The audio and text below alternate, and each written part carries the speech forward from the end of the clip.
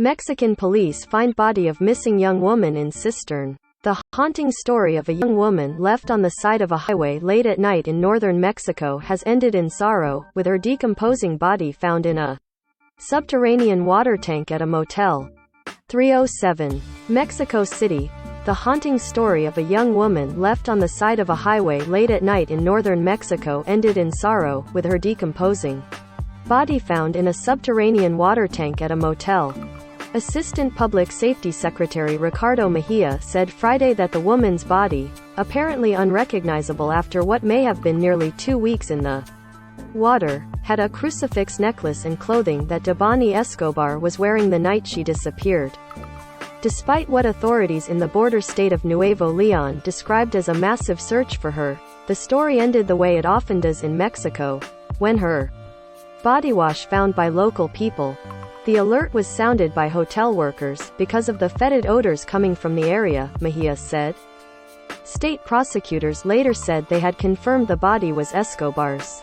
Escobar's case made headlines because of a haunting photo taken by a driver who was supposed to take her home that night.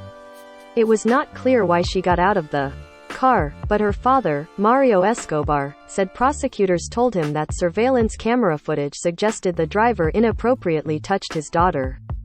"I suppose that my daughter did not put up with the harassment," the father said. The driver has been questioned, though his full name has not been released.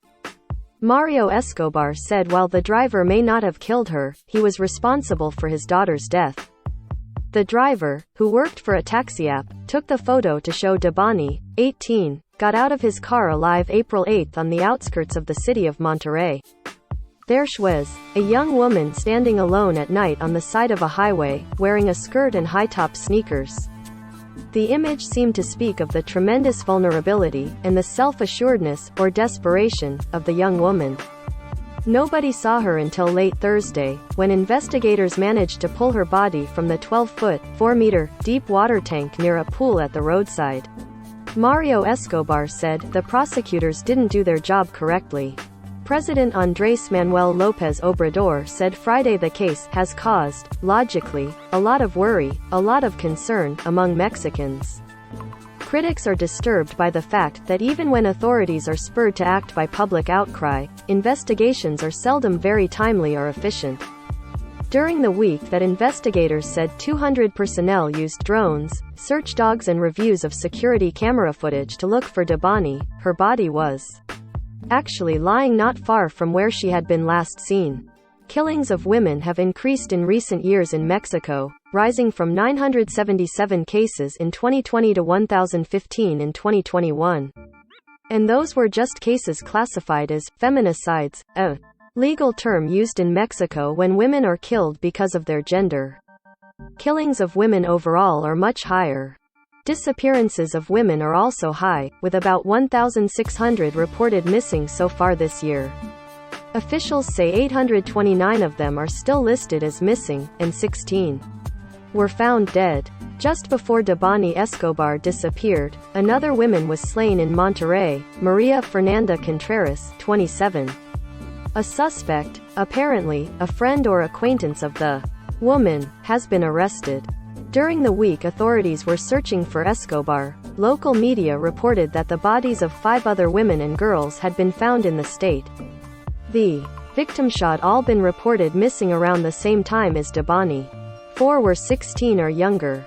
Later, the head of the State Search Commission, Mary Balderas, said the reports were wrong.